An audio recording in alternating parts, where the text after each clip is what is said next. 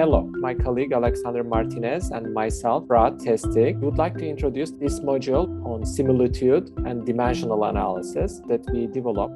In this module, we cover the similitude, the types of similitude, typical forces in a fluid flow, considerations for modeling studies, dimensional analysis and the procedure to conduct dimensional analysis, and also parametrization development using experimental data. Throughout the module, we have a number of check your understanding questions and also authentic learning activities to relate the content of this module to real-world applications. In fact, as the last section of this module, we cover a case study where we implement everything that we learn throughout this module in a real-world application. And this application is related to scar gap formations on the landward side of levees due to overtopping waves during hurricane and storm events. Well, we hope that you will enjoy this module, and thank you very much.